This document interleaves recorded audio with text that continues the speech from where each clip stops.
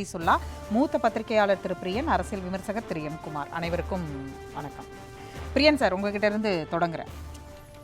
வக்ஃபு வாரிய திருத்த சட்டம் கொண்டு வந்ததை குறித்து உச்சநீதிமன்றத்தில் எதிர்க்கட்சிகளுடைய மனுக்கு பல கேள்விகள் எழுப்பியிருக்கு. உச்சநீதிமன்றம் இன்று கொடுத்திருக்கக்கூடிய மிக முக்கியமானது இடைக்கால அந்த உத்தரவில் தொடங்கி அவர்கள் வைத்திருந்த அந்த மிக முக்கியமான கேள்விகள்லாம், அதாவது வக்ஃபு பை யூசர் அந்த பயன்படுத்துறதுலேருந்து உறுப்பினர்கள், அதாவது இஸ்லாம் இல்லாத மற்றவர்கள் அதில் உறுப்பினர்களாக சேர்ப்பதுன்னு பல கேள்விகளையும் உச்சநீதிமன்றம் எழுப்பியிருக்கு. அது குறித்து உங்களுடைய பார்வை என்ன? இல்லை, அதாவது இந்த வக்ஃப் போர்டு பில் வந்து ஒரு இஸ்லாமியர்களுடைய அந்த மத சுதந்திரம் அதில் கை வைக்கிற ஒரு விஷயமா இருக்கிறது தான் அடிப்படையான ஒரு விஷயம் ஆக்சுவலாக. ஸோ அதனால் இந்த பில் வந்து ஆக்சுவலாக வந்து இந்த பில்லுக்கு வந்து ஒரு இடைக்கால தடை கொடுப்பாங்கன்னு தான் பொதுவான எதிர்பார்ப்பு இருந்தது.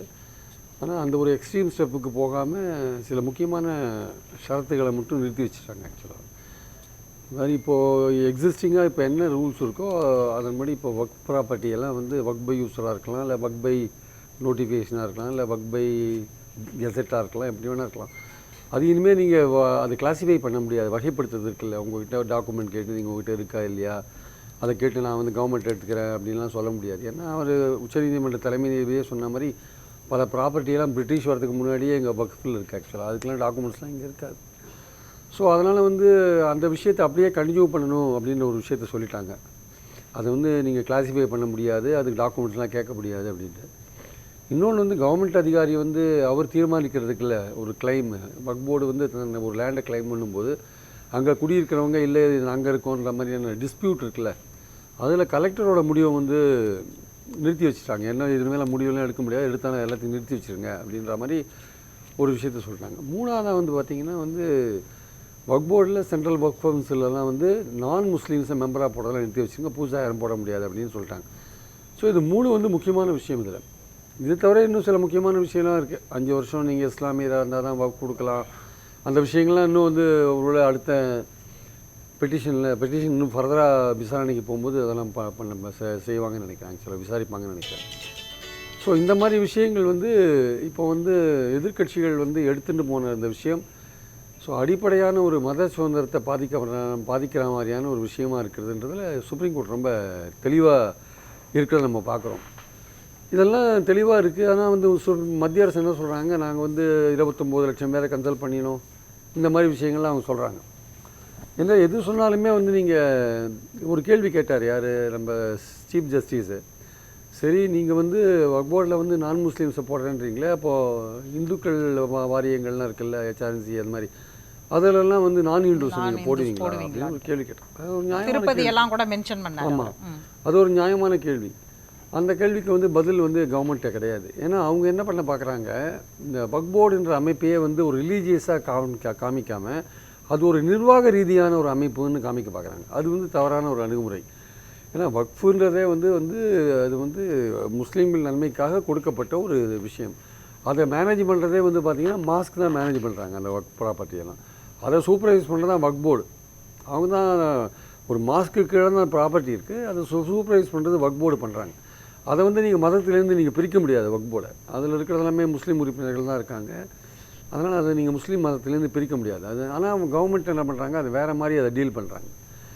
அது வந்து அப்பட்டமான இது அவங்களுடைய தொடர்ந்து இந்த 370 இந்த CAA போன்ற சட்டங்கள், முத்தலாக் போன்ற சட்டங்கள், இதோட தொடர்ச்சியாக தான் இந்த சட்டத்தை நான் பார்க்குறேன். ஆக்சுவலாக ஆன்டி முஸ்லீமாக மத சிறுபான்மையோரை வந்து கொஞ்சம் அவங்கள வந்து அவங்களுக்கான ஒரு சமமான உரிமை கொடுக்காத ஒரு விஷயமாக தான் நான் பார்க்குறேன். இதுக்கெல்லாம் அடிப்படை காரணமாக நான் ஒன்றே தான் பார்க்குறேன். அதாவது வந்து பாஜக அல்லது அதோடைய தாய் ஸ்தாபனமான RSS அவங்க வந்து முஸ்லீம்களை வந்து ஒரு சமமாக பார்க்குறது ஏன் இல்லைன்னா, அவங்களுடைய நோக்கம் என்னவாக இருக்குன்னா, இந்த நாடு வந்து இந்துக்களுக்கான நாடு, இங்கே வந்து முஸ்லீம்களுக்குன்னு தனி ப்ராப்பர்ட்டி இருக்கிறதுக்கான வாய்ப்பே கிடையாது.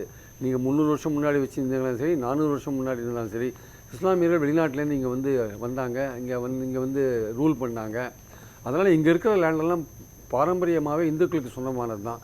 அதை எப்படியாவது நம்ம எடுக்கணும் அப்படின்றது தான் அவங்களுடைய நோக்கம். அவங்க முஸ்லீம்களுக்கு நன்மை செய்கிறது அவங்க நோக்கம் கிடையாது ஆக்சுவலாக. ஸோ சிறுபான்மையோருக்கு நன்மை செய்கிறதா இருந்தால் அவங்க கட்சியில் 2 MP கூட வச்சுக்கலாமே, முஸ்லீம் எம்பிக்கள் யாருமே கிடையாது அங்கே ஆக்சுவலாக. அது மந்திரியும் கிடையாது, எம்பிக்களும் கிடையாது. ஆனால் கேட்டால் நாங்கள் முஸ்லீம்களுக்கு நன்மை செய்கிறோம்னு ஒரு விஷயத்த சொல்லுவாங்க.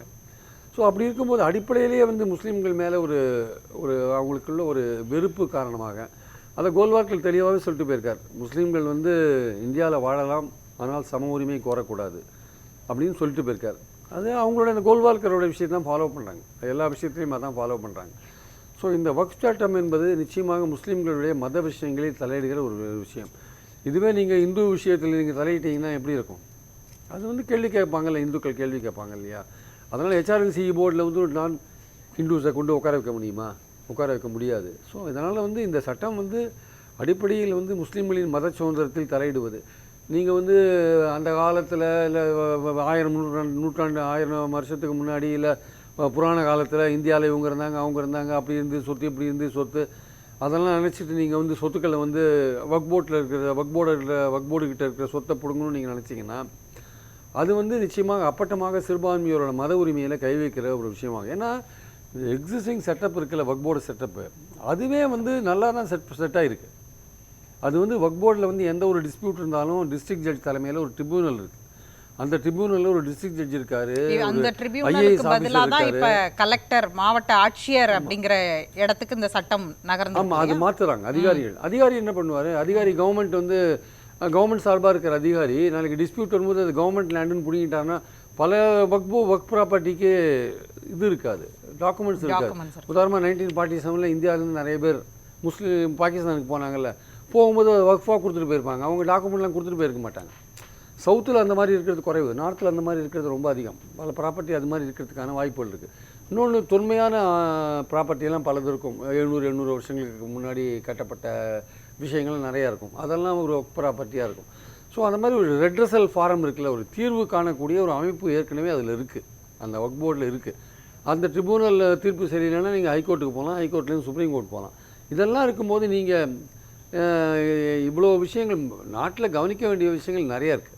அதெல்லாம் விட்டுட்டு நீங்கள் இதில் ஏன் கை வைக்கிறீங்க? மக்களுடைய மத உணர்வு சம்மந்தப்பட்ட விஷயத்தில் ஏன் கை வைக்கிறீங்கன்றது தான் முக்கியமான கேள்வியாக எழுப்பப்படுது. அதில் சுப்ரீம் கோர்ட் எழுப்பின கேள்விகள் இருக்குல்ல, 5 வருஷம் ஒருத்தர் இஸ்லாமியராக தொடர்ந்து இருந்தால் தான் அவர் வந்து டொனேட் பண்ணலாம், வக்ஃப் கொடுக்கலாம் அப்படின்னா, ஒருத்தர் டொனேட் கொடுக்குறவர் எந்த மதமாக இருந்தாலும் எந்த ஜாதியாக பல ஹிந்து டெம்பிள்ஸ்க்கு வந்து இஸ்லாமிய மன்னர்கள்லாம் கொடுத்துருக்காங்க.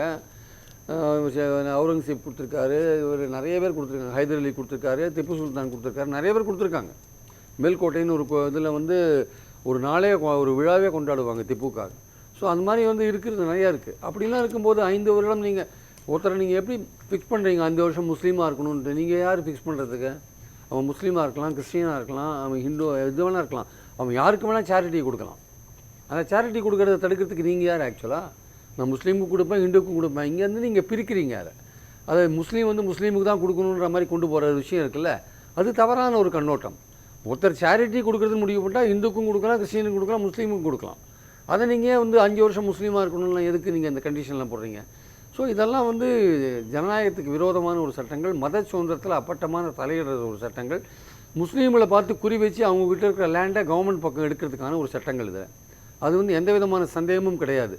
அதுக்கு காரணம் என்னென்னா பாஜகவோட அடிப்படை பார்வை, முஸ்லீம்களை பற்றின அவங்க பார்வை வெறுப்பு பார்வை, அவங்க வெறுப்பு பார்வை தான் பார்க்குறாங்க. அவங்க ஆதி காலத்தில் அவங்க 100 வருஷமாக அவங்க என்ன பேர் அவங்க சொல்கிற மாதிரி இந்த நில சீர்திருத்தம், இந்த உரிமைகளை எல்லாம் சரி பண்ணணும், நிறைய வந்து சீர்திருத்தம் இல்லாமல் இருக்குது அப்படிங்கிறது தானே அவங்க வைக்கக்கூடிய முக்கியமான வாதமாக இருக்குது. அதை நீங்கள் எப்படி பார்க்குறீங்க? அது இதெல்லாம் அந்த கம்யூனிட்டிக்குள்ளே பண்ணணுங்க. இந்து கோவில் சொத்துக்களை நிறைய பேர் சொல்லியிருக்காங்க, அதை சொன்னால் போகிறோமா? அதுக்குள்ளே போய் பண்ண வேண்டியது அந்த HRLC போர்டு பண்ணணும், அந்த டிபார்ட்மெண்ட் பண்ணணும். வக்ஃப் போர்டு வந்து முழுக்க கவர்மெண்ட் கண்ட்ரோலில் இருக்குது. அதில் ஊழல் இருக்கிறத சரி பண்ணுன்றது வேறு விஷயம். ஊழல் இருக்குன்றதுக்காக அந்த ஆர்கனைசேஷனே தலைகீழாக நீங்கள் புரட்டி போட்டியான்னு அர்த்தம், அதுக்கிட்ட இருக்கிற சொத்தை பிடுங்குறதுன்னு அர்த்தம். ஊழலை நீங்கள் சரி பண்ணுங்க. ஊழலை சரி பண்ணுறது வந்து அது ஒரு வகை. அதை விட்டுட்டு நீங்கள் வந்து அதுக்கிட்ட இருக்கிற பவர்ஸ் எல்லாம் பிடிங்கிட்டு, அதுக்கிட்ட இருக்கிற லேண்டெல்லாம் பிடிங்கிட்டு, நீங்கள் வந்து புதுசாக வந்து அந்த லேண்டெல்லாம் கிளாஸிஃபை பண்ணி கவர்மெண்ட்ஸ் டாக்குமெண்ட் இல்லைன்னா கவர்மெண்ட் எடுத்துக்கணுன்ற ஒரு இடத்துக்கு போனீங்கன்னா, அப்போ நீங்கள் யாரோ கொடுத்த ஒரு முஸ்லீம்களோட நன்மைக்காக கொடுத்த அது அதை நீங்கள் லேண்டை நீங்கள் எடுத்துட்டீங்கன்னா என்ன அர்த்தம்? ஆக்சுவலாக அது தவறான ஒரு விஷயம். ஊழல் இருக்குது, எல்லா அமைப்புலையும் தான் ஊழல் இருக்குது. எந்த அமைப்பில் ஊழல் இல்லை? உங்களுக்கு தைரியம் இருக்கா? SGPCயில் குருத்வாரா பிரபஞ்ச கமிட்டியில் SGPCயில் தலையிடுறதுக்கு உங்களுக்கு தைரியம் இருக்கா? உங்களுக்கு சீக்கியர் கமிட்டியில் தலையிடுறதுக்கு உங்களுக்கு தைரியம் இருக்கா? கோல்டன் டெம்பிளை நிர்வகிக்கிற சீக்கியர் டெம்பிளில் தலையிடுவீங்களா நீங்கள்? அதில் என்ன சொத்து வருது ஏது இருக்குன்னு உங்களுக்கு தெரியுமா? அதோட சட்டம் என்னன்னு தெரியுமா? தலையிட முடியுமா உங்களால்? அதனால் இவங்களுடைய வெறுப்பு முஸ்லீம் வெறுப்பை காமிக்கிறாங்க, அவ்வளோதான் விஷயம், வேற ஒன்றும் கிடையாது. இல்லை, நீங்கள் வக்ஃபு போர்டு இந்த உச்சநீதிமன்றத்துடைய இந்த இது குறித்து உங்கள் பார்வை சொல்லுங்கள். இன்னைக்கு உச்சநீதிமன்றம் இதை தலையிடலாமா அப்படிங்கிற இடத்துல இருந்து குடியரசு துணைத் தலைவர் தங்கர் சில கேள்விகளை எழுப்புறார் இல்லையா? குடியரசுத் தலைவருக்கே உச்சநீதிமன்றம் உத்தரவு போட முடியுமா? உச்சநீதிமன்றம் என்ன சூப்பர் நீதிமன்றமா? இப்படியான கேள்விகளை எழுப்பியிருக்கார் இல்லையா? அது குறித்து உங்களுடைய பார்வை? டெமோக்ரஸியில் 3 பில்லர் இருக்குங்க. எக்ஸிக்யூட்டிவ், ஜுடிஷியரி, இந்த மாதிரி 3 பில்லர் இருக்குது. லெஜிஸ்லேச்சர் 3 பில்லர் இருக்குது. இந்த 3 பில்லருக்கும் ஒரு செப்பரேஷன் ஆஃப் பவர்ஸ் இருக்குது ஆக்சுவலாக. ஆனால் ஒரு விங்கு வந்து சரியாக ஒர்க் பண்ணலை, தன்னுடைய கடமையை செய்யலை அப்படின்னா நீதித்துறை அதுக்குள்ளே போகிறதுக்கான அதிகாரம் நிறையா இருக்குது. கவர்னர் தன்னுடைய கடமையை செய்யலைங்க. அவர் கடமையை செய்யலைன்ற போது 142 பிரயோகிக்கிறாங்க. ஜனாதிபதி தன்னுடைய கடமையை செய்யலை, வாங்கி வச்சுருந்தாருன்னா நீட்டு மசோதா வாங்கி வச்சு நீங்கள் தூங்கிட்டு இருப்பீங்க உட்காந்து 18 மாதம். எங்களோட 234 எம்எல்ஏக்கள், 230 எம்எல்ஏக்கள், தேர்ந்தெடுக்கப்பட்ட எம்எல்ஏக்கள், மக்களால் தேர்ந்தெடுக்கப்பட்ட எம்எல்ஏக்கள் நிறைவேற்றின தீர்மானம். அப்போ நீங்கள் மக்களை மதிக்கலையா? நீங்கள் எங்கள் மாநிலத்தோட மக்களை நீங்கள் மதிக்கலையா? நாங்கள் அனுப்புகிற தீர்மானத்தை வாங்கி வச்சுருக்கீங்க. நீங்கள் திருப்பி கூட ஒரு காரணம் சொல்லி கூட அனுப்புங்க. அதை வாங்கி வச்சுட்டு பல மாதங்கள் நீங்கள் வச்சுட்டு இருக்கீங்களா? அது என்ன நியாயம் அது ஆக்சுவலாக? இப்போ ஜனநாயகத்தில் வந்து மாநில அரசோ மத்திய அரசோ அவங்க வந்து ஒருத்தருக்கு ஒருத்தர் அடிமை கிடையாது. உங்களுக்கு இருக்கிற இந்த அதிகாரத்தில் நீங்கள் சட்டம் இயற்றுறீங்க, அவங்களுக்கு இருக்கிற அதிகாரத்தில் அவங்க சட்டம் இயற்றுறாங்க. பொதுவான சில விஷயத்தில் 2 பேருமே சட்டம் இயற்றத்துக்கான வாய்ப்பு இருக்குது. இப்போ எங்கள் மாநிலத்தில் நாங்கள் இதை பண்ணுறோம் அப்படின்ற போது நீங்கள் அதுக்கு மதிப்பு கொடுக்க வேண்டிய அவசியம் இருக்குல்ல. நீங்கள் அதை ரிஜெக்ட் பண்ணால் கூட அதுக்கு ஒரு காரணம் சொல்ல வேண்டிய அவசியம் இருக்குல்ல. அதை வாங்கி வச்சுட்டு நீங்கள் எத்தனை வருஷம் மாதங்கள் வைத்துட்டு இருப்பீங்க? ஸோ உங்கள் கடமையை நீங்கள் சரியாக வந்து என்ன சொல்கிறாருன்னா 142 உச்சநீதிமன்றம் வந்து ஒரு ஜனநாயக சக்திகளுக்கு எதிராக ஒரு அணு ஆயுதமாக பயன்படுத்துது அப்படின்னு சொல்லியிருக்கிறார். அப்போ நீங்கள் ஒழுங்காக வேலை செய்யுங்க, அரசியல் சட்டப்படி நீங்கள் ஒழுங்காக வேலை செய்யுங்க. எதுக்காக இங்கே சுப்ரீம் கோர்ட் இருக்குது? இதெல்லாம் தீர்மானிக்கிறதுக்காக இருக்குது. ஒரு சட்டம் பார்லிமெண்ட்டில் நிறைவேற்றுதுன்னா அது அடிப்படை உரிமைகளை பாதிக்குதான்னு பார்க்குற ரிவ்யூ பண்ணுற பவர் சுப்ரீம் கோர்ட்டில் இருக்குங்க. அது நீங்கள் இப்போ ஒழுங்காக கடமையை செய்யலைன்னா அது உள்ள நுழையிற அதிகாரம் அதுக்கு இருக்குங்க. அதுக்கு தான் 142 கொடுத்துருக்காங்க. ராஜீவ்காந்தி கொலை வழக்கில் என்னாச்சு? அந்த குற்றவாளிகள் அவங்களை விடுதலை செஞ்சது யார்? வாங்கி ஸ்டேட் கவர்மெண்ட்டுடைய ரெசல்யூஷனை வாங்கி தூங்கினது யார்? இந்த கவர்னர் ரவி தான் தூங்கியிருந்தார். அப்போது உள்ளே அவங்க நுழைய வேண்டிய கட்டாயம் வருது. அதே மாதிரி பல மசோதாக்கள் 10 மசோதாக்களை வாங்கி நீங்கள் 2வது அம்சு கூட நீங்கள் அதை ஜனாதிபதிக்கு அமுச்சு விட்டீங்களா? அது எந்த விதத்தில் கரெக்டு? அரசியல் சட்டப்படி விரோதம் இல்லையா? சரியான அணுகுமுறை கிடையாது இல்லையா? அப்போது ஜனாதிபதி அதை வாங்கிட்டு எத்தனை மாதம் வச்சுருக்காங்க அவங்க? ஸோ அந்த இடத்துல வந்து அப்போ எங்கே தான் போய் நாங்கள் கேட்குறது? நீதி எங்கே தான் கேட்குறது? நீங்கள் அதிகாரத்தில் இருக்கிற நீங்கள் அது அரசியல் சாசனப்படி ஒழுங்காக செயல்பட வேண்டிய நீங்கள் சரியாக செயல்படலைன்னா அப்போது தேர்ந்தெடுக்கப்பட்ட மக்கள் பிரதிநிதிகளுக்கு என்ன மதிப்பு இருக்குது? அப்போ மாநில அரசு எங்கே போய் முறையிடும்? நீதிமன்றத்தில் தான் முறையிடும். அப்போ நீதிமன்றம் அது தீர்க்க வேண்டிய நிலையில் இருக்குது இல்லையா? அதுதான் சுப்ரீம் கோர்ட்டு. அது கூட தீர்க்கலைன்னா அப்போ என்ன இருக்குது? பல விஷயங்களில் அரசாங்கத்துக்கு சாதகமாக தீர்ப்பு வந்தபோது ஆகா ஓகோன்னு கொண்டாடுறீங்க சுப்ரீம் கோர்ட்டை. இப்போ மட்டும் உங்களுக்கு நீங்கள் அதிகாரத்தை நீங்கள் சரியாக செயல்படுத்தலை அப்படின்ற போது சுப்ரீம் கோர்ட் உள்ளணும்னா உங்களுக்கு கோவம் வருதா உங்களுக்கு? இதே ஜனாதிபதி வந்து மோடி அனுப்புகிற மசோதாவெல்லாம் தூக்கி வச்சுட்டு 10 மாதம் வச்சுருந்தாங்கன்னா மோடி சும்மா இருப்பாரா? எல்லாத்துக்கும் ஒரு எல்லை இருக்குங்க கேட்குறதுக்கு. ஸோ நீதிமன்றம் அதுக்கு தான் இருக்குது ஆக்சுவலாக. பேசுவோம்.